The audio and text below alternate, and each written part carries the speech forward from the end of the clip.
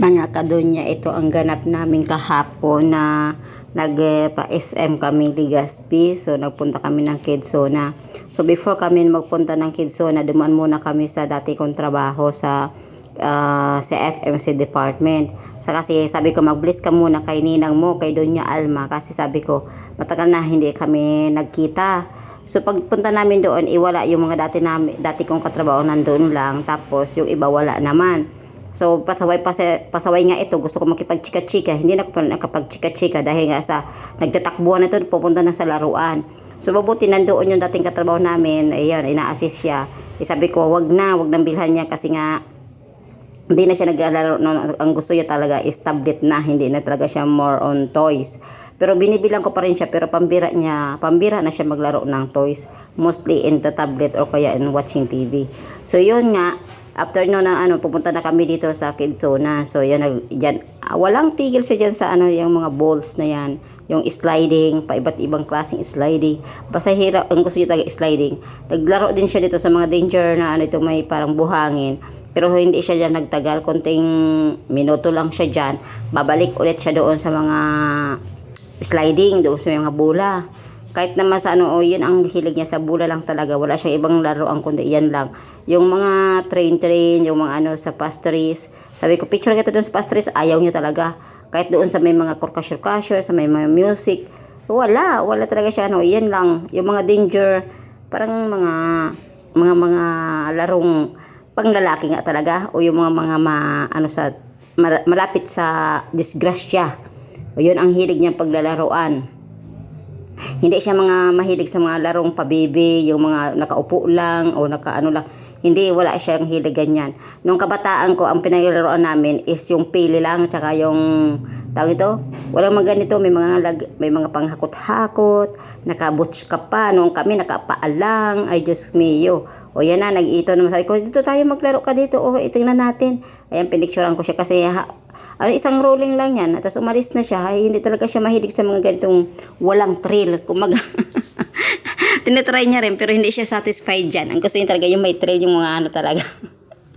Isang ikot, papunta, pabalik dyan, aalis na yan dyan, hindi na yan tatagal dyan. Kasi parang hindi siya komportable or hindi siya happy sa mga kunting ganyan-ganyan. Ay, nako po, yung mga ganyan, mga laruan, hindi. Ayun, after doon sa Quezona, nadaanan namin yung train. Sabi niya, sakay tayo ng train. Okay, go. Kasi in-spoiled ko naman talaga siya sa mga ganyan, paminsan-minsan lang naman. So yun, nagsakay kami sa train, tapos nahihiya siya po, may mga tao na, ay, hello.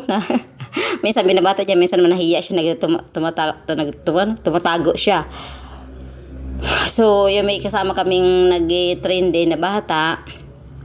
Pares kami nag-picture-picture sa mga anak namin. O yun, happy na si Butorno. Sabi ko, saan ba tayo pupunta? Sabi ko, mag-shopping tayo, mag-ikot-ikot dito. Tapos nadadaan namin mga pagkain, mga shopping mall. Ayun, after nun yung train. Sabi niya, Jollibee na. Okay, Jollibee tayo. Ayan, pero ayaw niya pa rin kumain ng kanin. Ang gusto niya is french fries lang. Hindi kasi talaga siya mahilig sa kanin, kaya minsan nakakainis ang bata-batuta na to. Lagi nilang french fries. Dati sa bahay, french fries. Pag dito sa labas, french fries. Pero sabi ko, pinipit ko siyang kumain ng rice kasi importante yung rice. Ang kaso, madalang talaga ang gusto niya yung crunchy lang, yung skin lang ng chicken. Sabi ko, wag kang kumain ng marami niyan kasi, oo nga, masarap yan kasi skin niya, tapos crunchy. Pero yung gallbladder mo naman, magkaka-gallstone ka, sabi ko, gusto mo mabiyak ang tiyan mo tulad ni mami, sige ka. Wag kang kakain ng ganyan na mga fatty.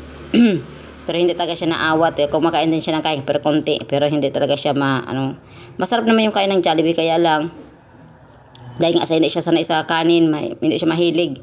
Minsan naman kumakain ng kanin, depende lang sa taste niya kung gusto niya o hindi. Tapos after niya, nakita namin yung kaklase ko dati nung elementary doto sa Dita, si Jenny. Shout out sa kanya. Pasensya na, hindi talaga kita nakilala. Usually kasi ngayong matanda na ako, o kahit noon pa talagang hindi ko talaga nakikilala ang mga kaklase ko noon, unless hindi nagbago yung face nila o ang iba talagang hindi ko nakakalimutan yung muka. Pero ang iba talaga nakakalimutan ko. Pero pag binati naman nila ako, tapos naalala ko, ikaw na ba yun? Oh, sige, chika-chika. Nagchika-chika kami ng konti kasi ito nga si Butor na alanganin na sila, tapos na kami, umpisa pa lang. So yun, konti lang yung amin chika-chika. Kahit nung sa LCC, nung nakita ko naman si Jennifer, so sabi niya, Rebellia. Tapos, sino ka nga? Saan ba kita naging classmate? For ilang years kong classmate, tapos tatanungin kong gano'n, nakakahiya talaga ako, Diyos mio. Ako hindi nagbago ang mukha ko ba? Bilog pa rin noon at ngayon. Kaya madali na ako makilala. Pero sila, minsan hindi ko sila lalo kung yung classmate mo, tapos hindi mo katsukarira. Ganon yun eh. Pero yung ibang classmate ko naman, naalala ko pa rin na ko yung mukha. Kahit sino ba yun? Nakilala niya ako, pero hindi ko siya nakilala. Sabi ko, bakit sila hindi ko nakikilala, ako nakikilala. Ayun, nakikiano siya si Butor, no? Bumaba na.